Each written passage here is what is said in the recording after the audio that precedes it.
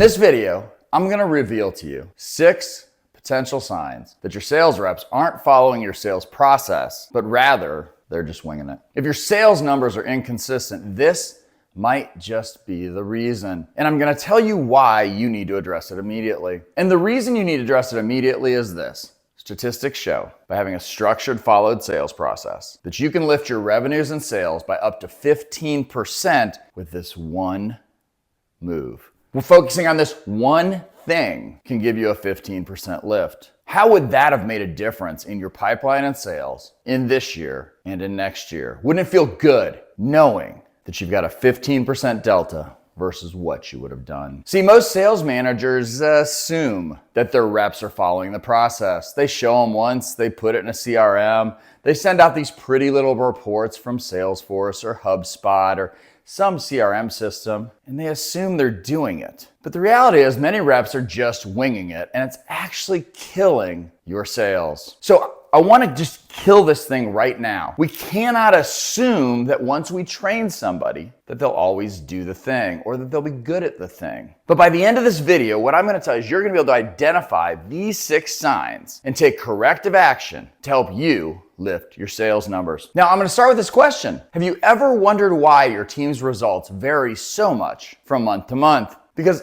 it might not be the market. It might be that your reps are just making it up as they go along. I once had a sales team that was hitting some of their targets, but the results were all over the place. And it wasn't until I dug in deeper that I realized they weren't following the process at all. And we may not have set up the process to help them be successful. Now, in my experience working with dozens of companies, from fast and fully funded VC startups that are moving and looking to change the world, to the big dogs of the world like Envestnet and Samsung, what I have found is that there's a consistency. And that is there's often a large percentage of the sales team that's not following the sales process. And by structuring this and understanding how to look for it and doing a little deeper dive on why, because sometimes they don't want to follow it because they don't feel it's helpful. Well, if we do those things, we can actually put in a sales process that makes sense. It's client-centric, and it gives us the business and data information that we need in order to actually be successful in our job. And once we did that with the team I'm talking about, and once we've done that with our clients, 2 things happen. Consistency of sales increases, predictability of pipeline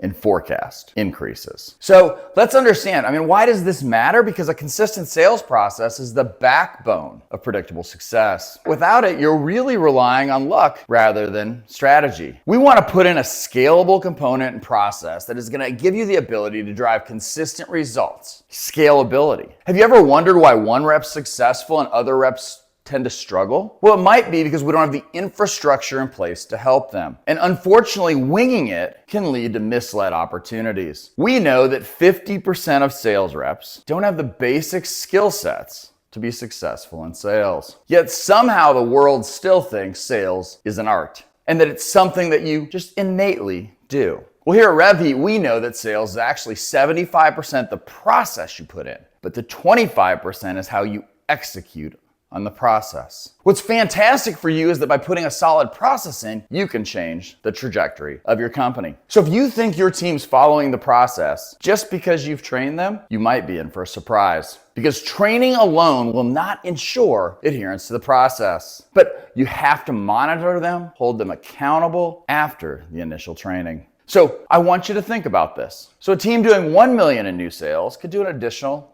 150,000. A team doing 10 million in sales could do 11.5. A team doing 20 million could do 23 million. And those are the difference in the numbers that turn you into a superstar manager or CEO and allow you to do whatever you want with your business and your team.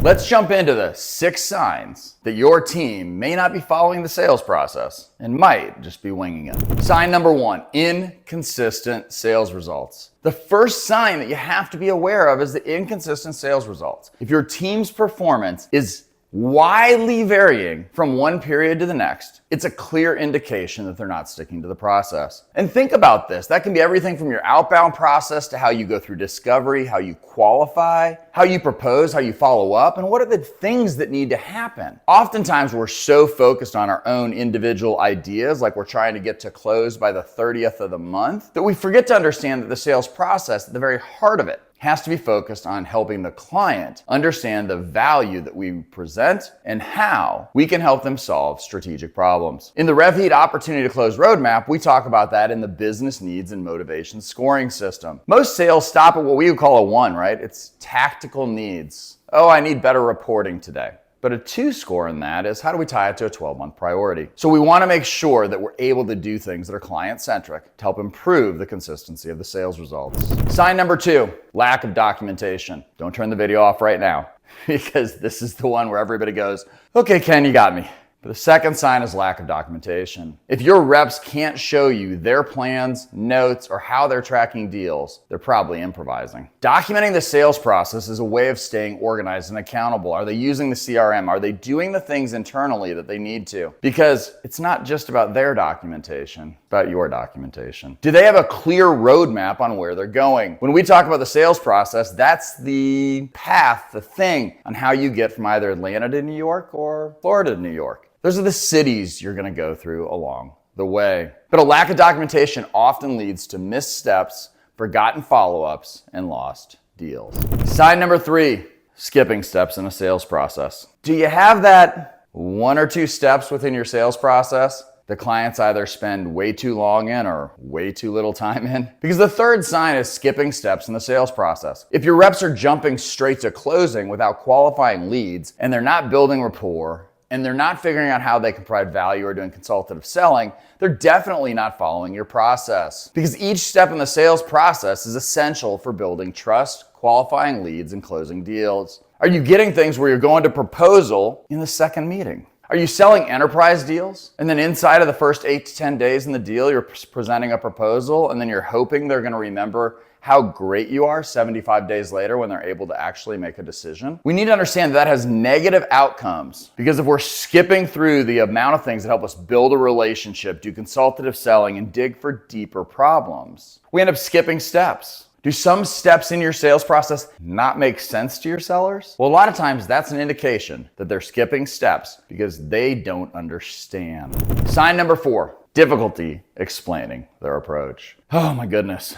This is a big one because this goes to your interviewing process, and we could talk about this for an hour alone. The 4th sign is the difficulty in explaining their approach. If you ask a rep to walk you through how they handle a sale and they struggle to articulate it, they're probably winging it. A well-structured process gives reps a clear path to follow, making it easy to explain their approach. Now, we have to understand that it's dangerous if a rep can't clearly explain their sales approach, because it often leads to consistency problems, inconsistency, and confusion. And if there's anything you take away from this particular sign, know this: a confused buyer doesn't buy.